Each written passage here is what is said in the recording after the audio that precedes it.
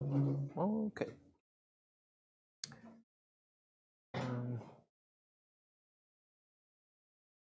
This is where we're headed to section 2.3.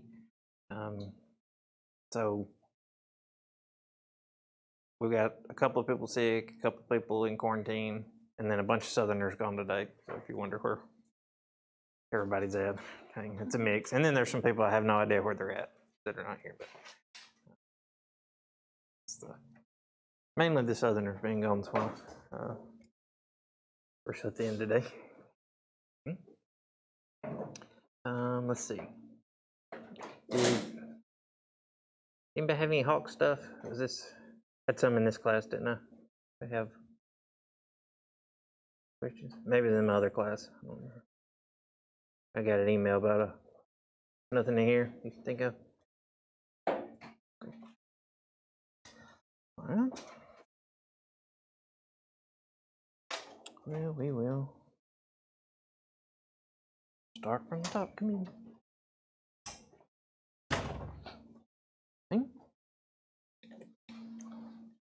All right, so we're still talking about sets, and I think I said we had 3 sections in this chapter. I forgot we actually have 4. And so we've got this one, and then we'll do the last one Friday. 2-4 is a pretty short section, so it'll be a good one for Friday. So that worked out well. In this section, we've kind of already talked about a set operation, a thing that you can do with sets, and that one was the complement. We could find the complement of a set.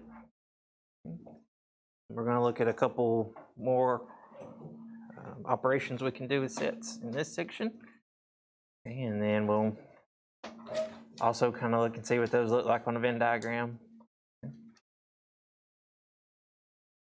That's about it. Sections.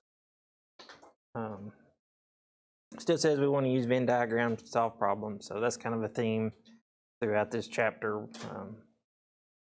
Being able to use those Venn diagrams to help us with sets.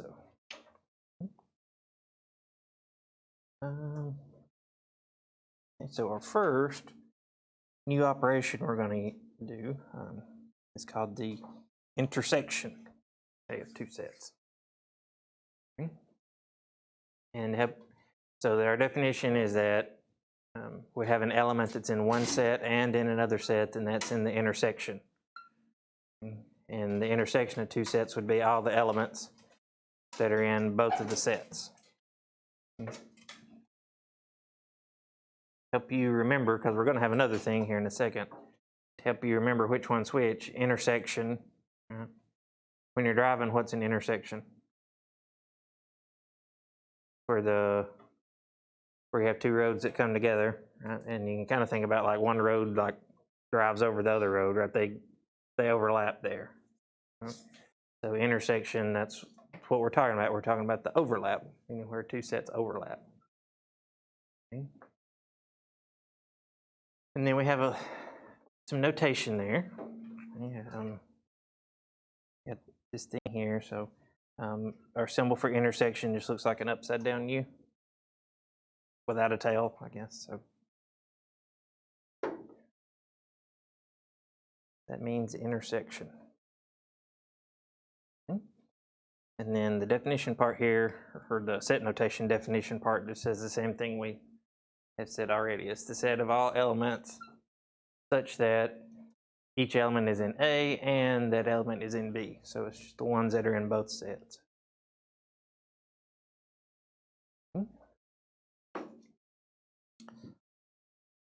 Okay, so intersection. Questions on the definition? Have I just got all quiet people today, and all the talkers are gone with the Southerners? That's you.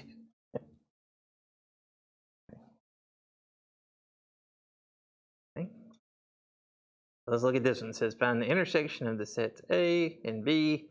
Set A has NUMBERS. Set B has RULE. Okay. What we're wanting to find A intersect B, or the intersection of set A with B. Okay. So this thing's still going to be a set. And so we'll still have our equal sign in our curly bracket. And what do we want in there? We just want the letters here. That's what we're dealing with. We just want the letters that are in both sets.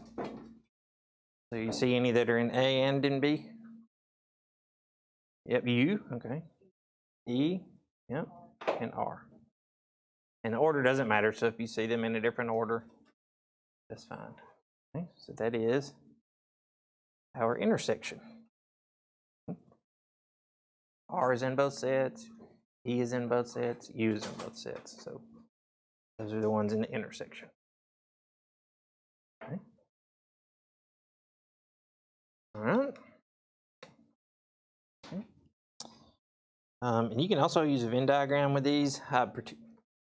It's nice to know what the intersection looks like on the Venn diagram, but as far as a problem like this where it says find the intersection, you really have to figure it out first to be able to draw the Venn diagram. So maybe not all that helpful, but if we made a Venn diagram for this one, okay, and what it would look like, we would have some letters that were just in set A, and we would have some that were just in set B, and then we would have an overlap with our ovals or our circles, and the ones that are in the intersection that are in both, we put in that overlap. That way it's inside both circles.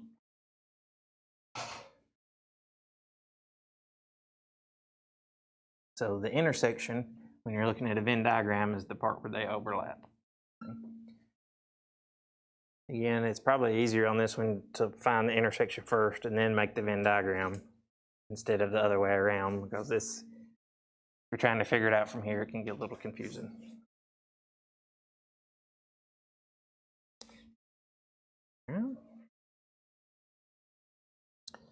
Is the intersection.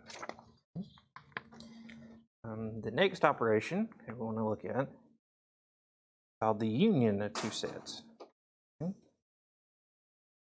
Union. Okay.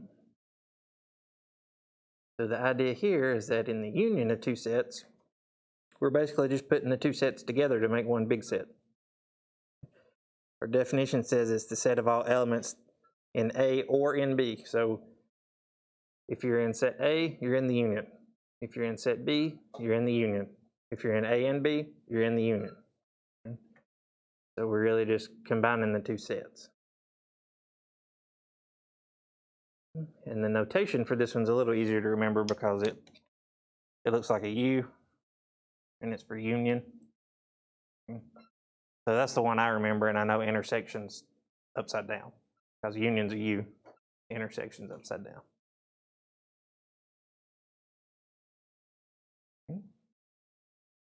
And then that notation there says the same thing. It says A union B is a set of elements such that an element is in A or it's in B.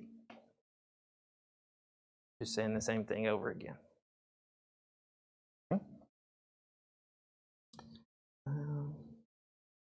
Let's make some unions. So this one gives us 3 sets, and then it tells us to make a few different unions here. We got 3 different unions to make. So on A, we want A union B. Okay. So A is 1, 2, 3, 4, 5. B is 2, 4, 6, 8. So what's going to be in A union B?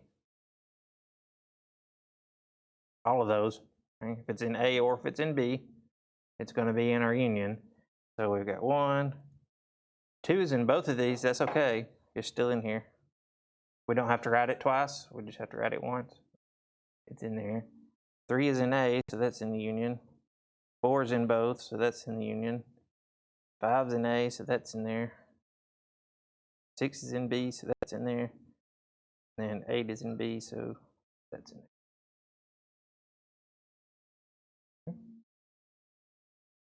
Just we want to make sure we have everything in A and everything in B, and then we're good.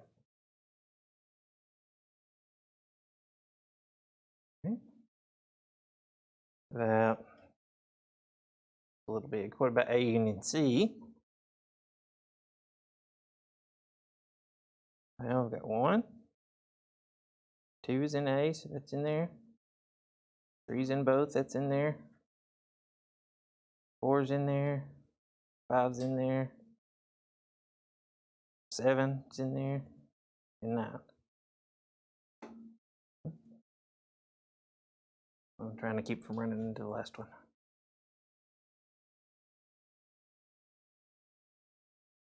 And then, what about B union C? Same idea. This one's a little bit more interesting because B, we've got even numbers, and C, we've got odd numbers. So we end up with just a list of all the numbers. So we've got 1, 2, 3, 4, 5, 6, 7, 8.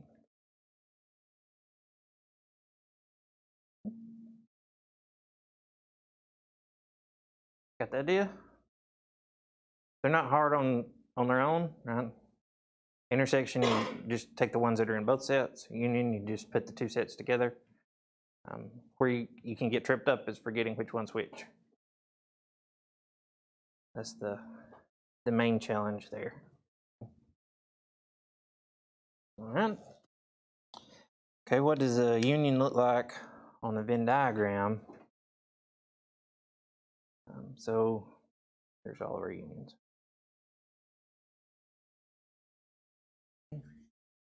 And so on this one, we did A union B here.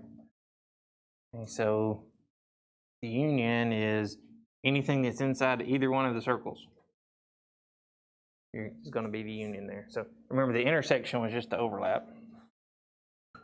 And then the union's everything in both circles. So if you draw it like this, you kind of get Mickey Mouse ear type shape or something like that. Okay. All right. I think I accidentally skipped an intersection example before. Let's go back.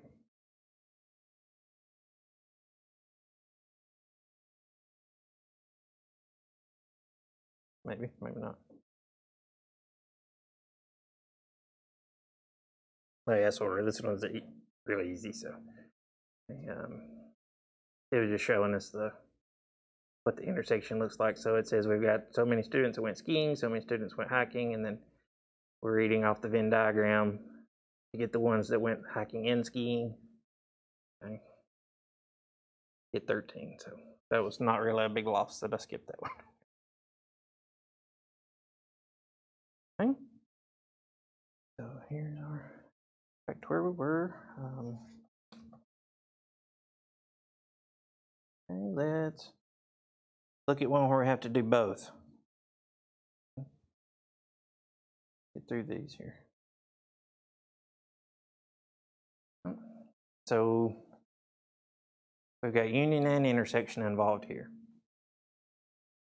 And with set operations, notice we've got parentheses here. So it's the same, just like order of operations we would do in algebra class. We start with the parentheses and then work our way out.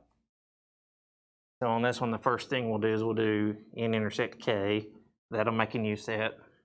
And then we'll do the union of m with our new set.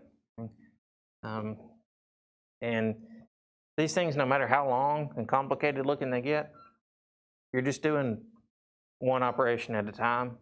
And so they can be long, but they don't ever get harder, if that makes sense.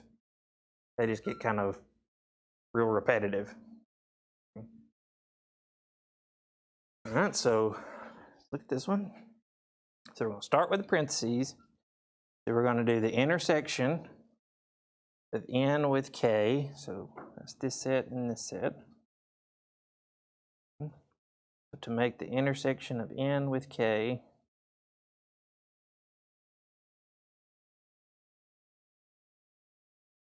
all right. Remember, the intersection, we're looking for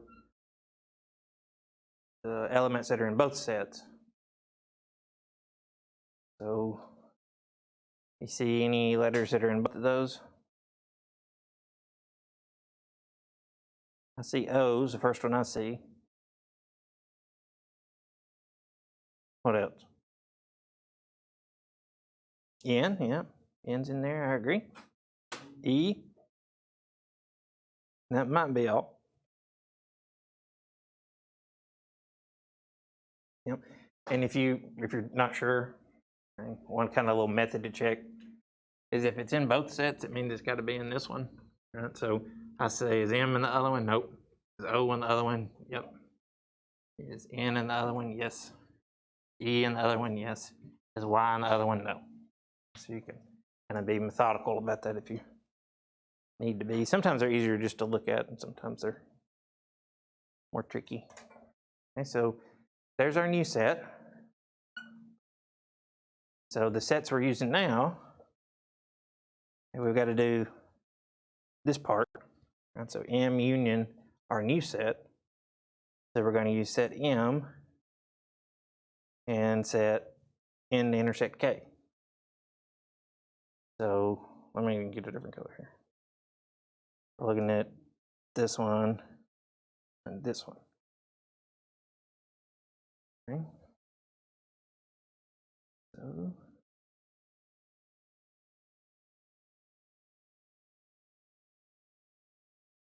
right.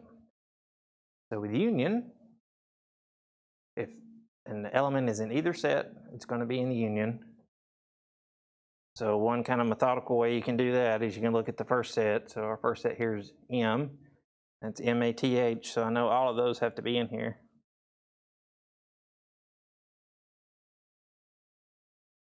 And then we can look at our second set because we know all of those have to be in here. So O's not in there yet. N's not in there yet.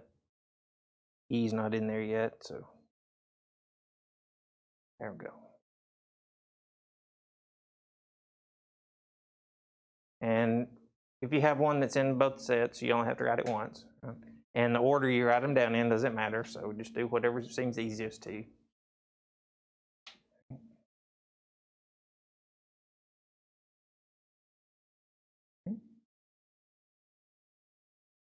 All right, okay on that one? All right. Okay. Let's do the other one. So all that's happened on this other one is that we've switched the intersection with the union, but that's going to give us a different set at the end. So first we need to do N union K.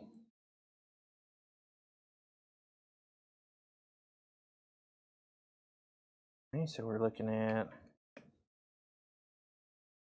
N and K.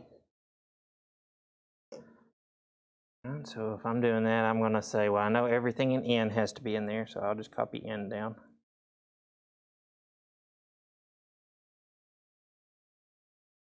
Okay. And then we look at K, see if there's any that we don't have already. So we don't have an I yet. We do have an N already. We don't have a V yet. We do have E. We don't have S yet, so we'll put that in there. We don't have T yet, so we'll put that in there.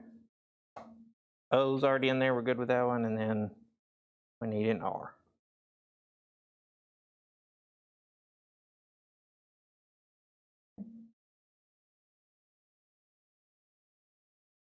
Three union.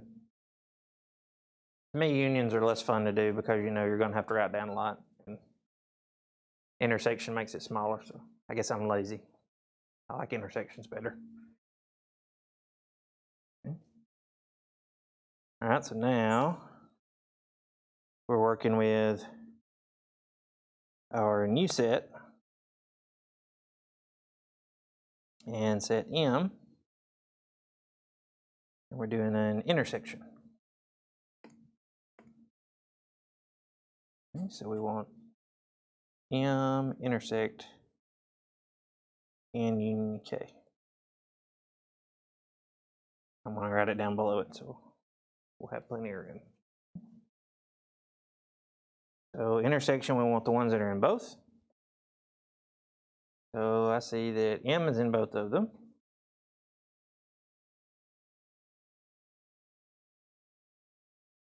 See anything else?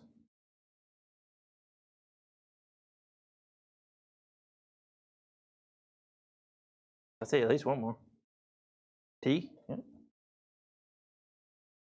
And I think that's it. Just MT.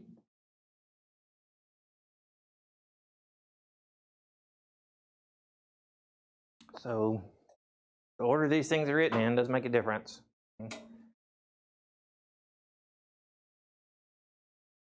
Ended up with two different sets there.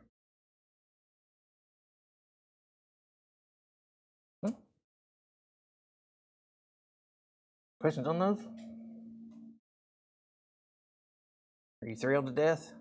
Like the coolest thing you've seen today? Not? Yeah. It's okay. I know it's not super exciting,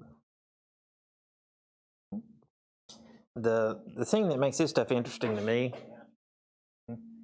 is that these kind of ideas pop up a lot of different places. And that there was something they won't call it intersection, they won't call it union, but you're doing the same idea, and it pops up all over the place. So that's some of this more general math stuff we look at. That's kind of what's interesting to me. See it all over the place. Like union intersection type stuff that comes up a lot in like electronic circuits, things like that. And I wouldn't think about set theory popping up with electronics, but it does. So, okay. All right. See what's next. Let's do one more. I know I won't drag it out as long this time. Okay. So 3 new sets, M, N, and K, and we want to find K intersect M union N. So first, let's do M union N.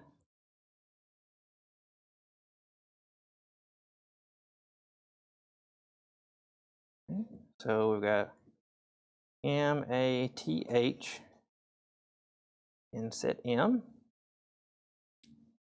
In N, we have an M, which we already have. O, N, E, and Y. So we end up with either Math Oni or Matt Honey or something, I don't know.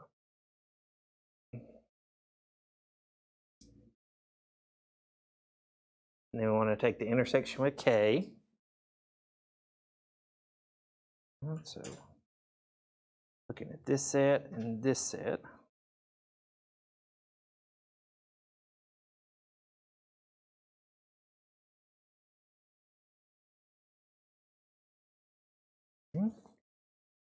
So intersection, we want what's in both. So let's see, I see N.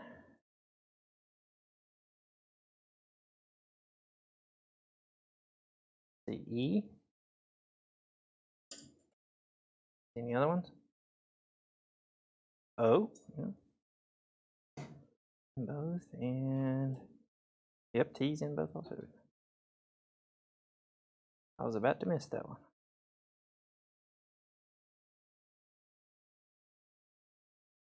Okay, I think that's got them.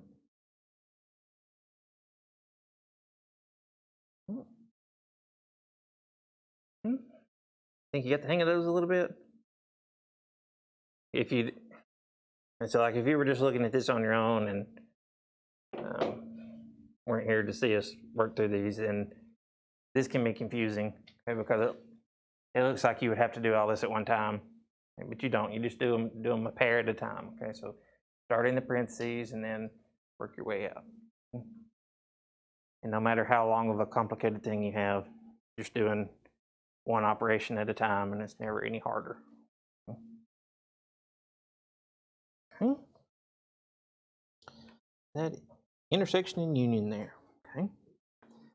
One situation we haven't encountered yet is what if we have two sets and we want to take their intersection, but they don't have anything in common. They don't have anything in both sets. That situation is what we call, or we call the two sets disjoint. So if you don't have any elements in the intersection of two sets, or another way of saying that, if you don't have any elements that are in both sets, then we say those two sets are disjoint. And in that case, if we want to write down their intersection, we end up with the empty set. So the empty set showing back up again.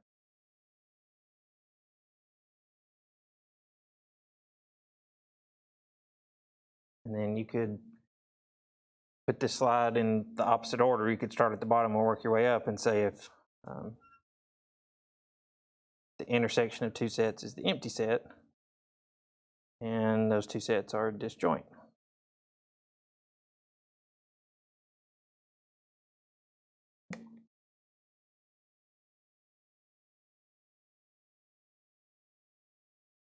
And this idea comes up lots of places.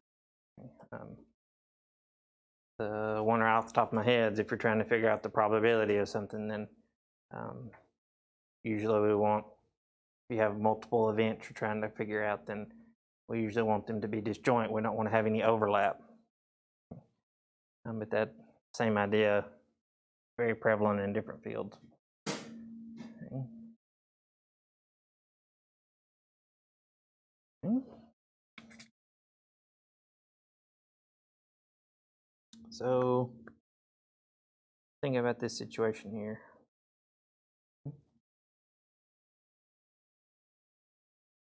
This one says our universal set is going to be all students, very general. Okay, set A is going to be students with a GPA less than 2.5. Set B is going to be students with a GPA greater than 3. We want to figure out if these two will be disjoint, and then we'll draw a Venn diagram. So will they be disjoint? Can you have a student that's in both sets? No. Normally you can't have a GPA less than 2.5 and greater than 3. It normally can't be both. So these would be disjoint. So then if we draw our Venn diagram, what are our two circles going to look like? No. Yeah, they're just completely separated. They don't overlap. So maybe here's A, here's B.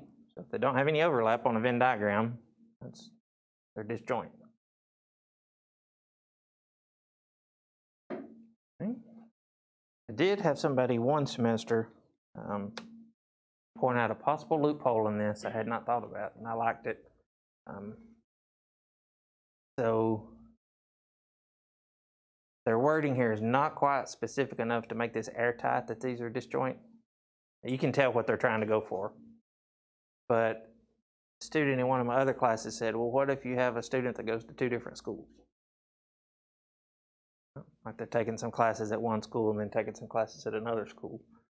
I said, yep, you're right. You could possibly have a situation there where they had less than 2.5 at one school and more than 3 at another school. So I thought that was a good thought. But the way it's intended here, these two sets are definitely disjoint. Okay.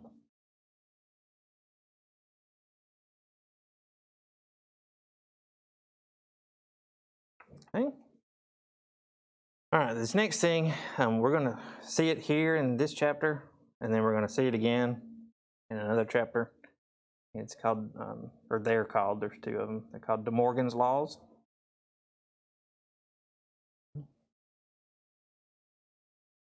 And they might look complicated, but what they do is they make our life easier.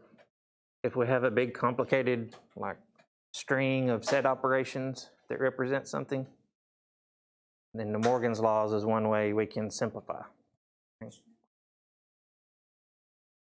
And so we're doing them now with sets, and then you'll see them again when we do logic statements. And De Morgan's laws come up in a bunch of different fields. So if it looks complicated at first glance here, they're not. They're not complicated. All these are saying is it's kind of like distributive property, like we're distributing in algebra class. So this says if we want to take the complement, right? That's the tick mark. If we want to take the complement of A union B, then all we have to do is take the complement of A, take the complement of B, and find the intersection. That's hard to wrap your head around actually thinking what it's meaning. But if you just think about what's going on with the symbols, that's the power of symbolic stuff, symbolic logic, is that you don't necessarily have to understand what's going on with every little concept. You can just use the symbols to kind of simplify the ideas. So if you're just thinking about what's going on with the symbols, this just says if we want to tick mark this set of parentheses, what do? We tick mark the first one, so take the complement of the first one. We tick mark the second one, take the complement of the second one, and then we only have one other change that we have to make. What else is different? Yeah, it was a union. It was a union. And then it turns into an intersection. So you just flip the symbol in the middle. So it's like we're just distributing the complement and then we flip the symbol in the middle. And this other one's the same thing, it's just the other direction. It says if we want to take the complement of an intersection, we complement A, flip the symbol into a union, complement B.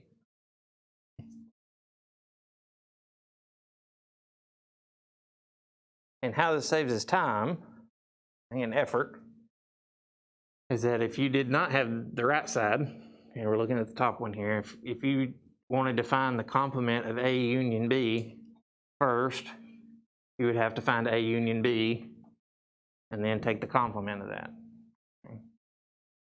Here it's usually shorter to do the right side, because if we want to find that complement, we can find the complement of A, find the complement of B, and then do their intersection. And intersections are usually less you're having to write down. Okay. The second one's maybe not as helpful in that situation. But, really where the second one would come into play is if you wanted the thing on the right side, then instead of having to do that union, you could do an intersection instead and then take the complement. It's okay if that's not obvious one, that's helpful. We want to know, okay, if we want to take the complement of that left side, we just complement everything, right? Or complement the two sets and flip the symbol. Okay. Those are De Morgan's laws, and they'll be really, really similar when we see them again. It'll just be in a different context. Okay. It'll be the same idea though. Okay. So, what else?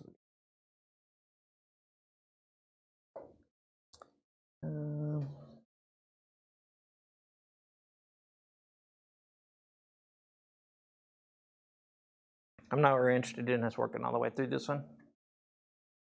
I want to just show you what's going on. So all this one's doing is showing you that the De Morgan's laws do work.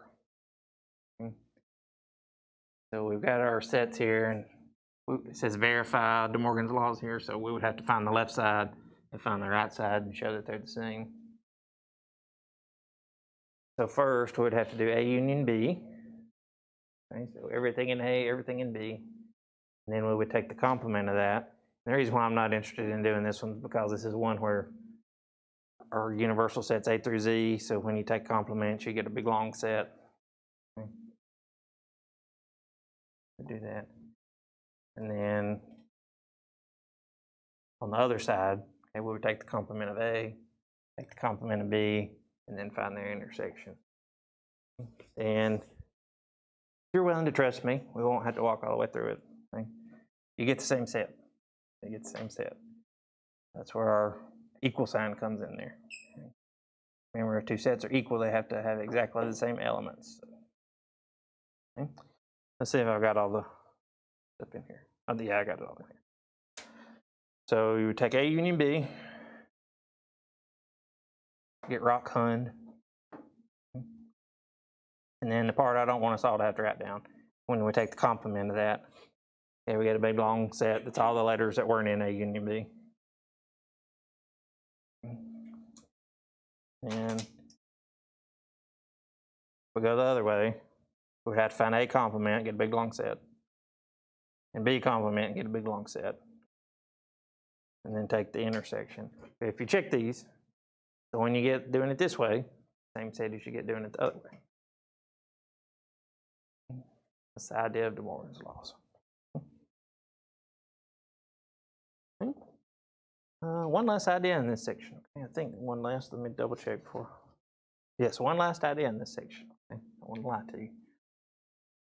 Okay, and that is this idea, I'm doing that either. That is this idea of the inclusion-exclusion principle. So what this helps us do, again, sometimes we don't care about what the actual elements are in a set. All we care about is how many elements we have in that set. So here,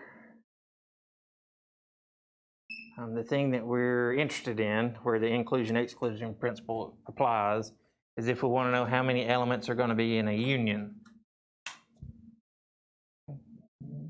So, okay, yes, you could, if you wanted to know how many elements were in the union of two sets, you could find the union and then count them. But if your sets are very big, when you start doing a union, you end up with a huge set, and then you have to count all those. So the idea here, we can avoid actually finding the union and still figure out how many elements will be in there. The way we do that is we count how many are in the first set, so cardinal number of set A. We count how many are in set B, so cardinal number of set B. But then we've potentially overcounted because we might have some elements that are in both sets in the intersection. So we subtract off any elements that are in both sets. And again, with the examples we do, the usefulness of that might not be obvious. Okay? But here it's a lot easier to count two sets and then figure out the intersection and count that than it is to, especially if you have big sets, than it is to actually find the union and then count all of those.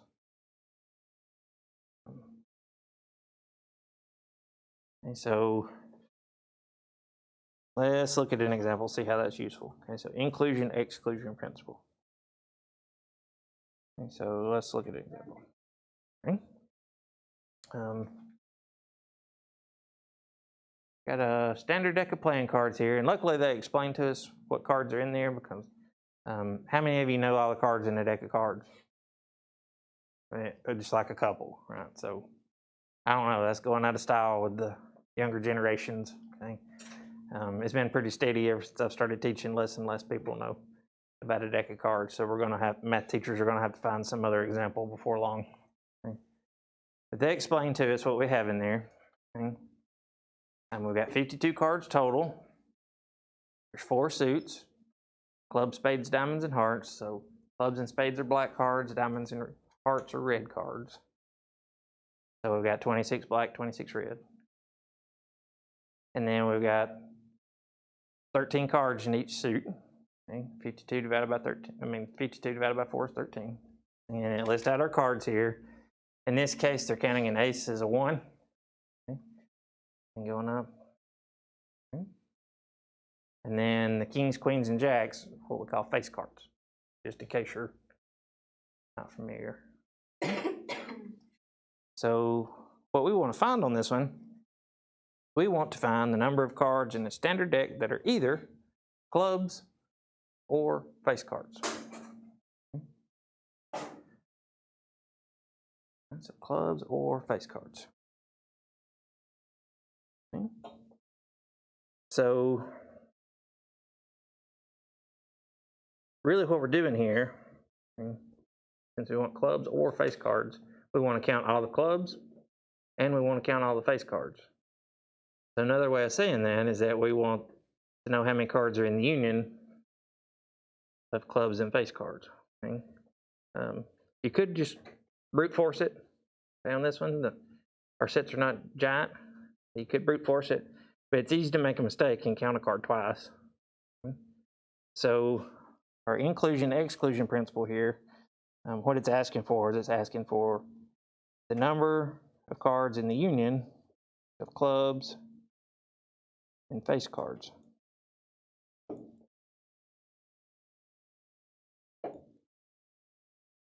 Okay. So we can do that with inclusion-exclusion principle. And we can find the number of clubs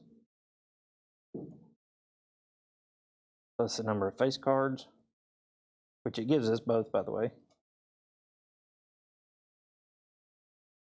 And then we have to subtract. I'm going to put it down at the bottom. Sorry, another room. We have to subtract the ones that are both, so we would have to subtract the face card clubs.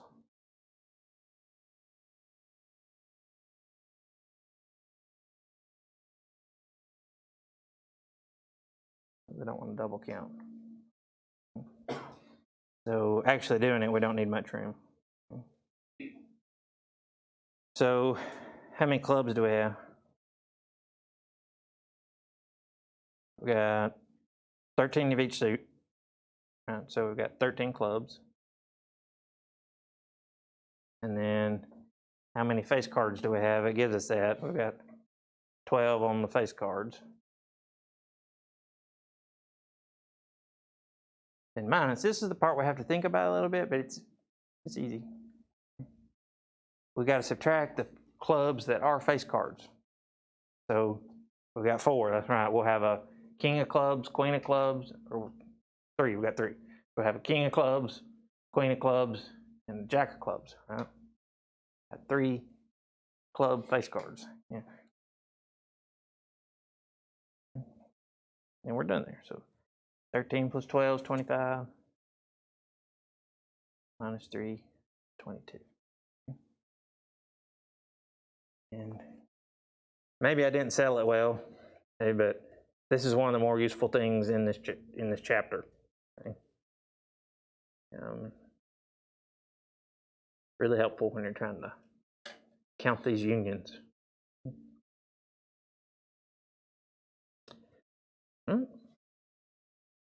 Yes. Wait, one more. We'll be done.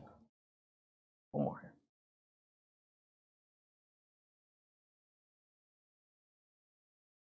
Okay. We got that already. All right, so same setup. We don't have to go through all that with the cards again, but we're trying to find a different number. We want the number of cards that are even or diamonds. Okay.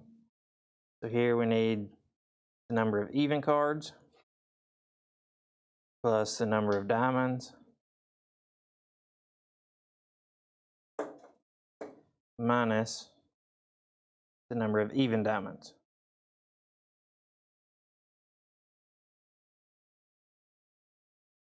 Okay. So how many even cards do we have? We don't count face cards and things here, so it tells us the even ones are 2, 4, 6, 8, 10.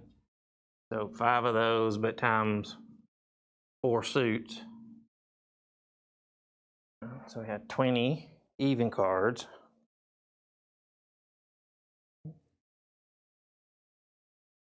$13 of each suit, so 13 diamonds. Then we subtract off the even diamonds, so 2, 4, 6, 8, 10 diamonds, so we got to subtract 5. There, what do we get? 33 minus 5, so 28.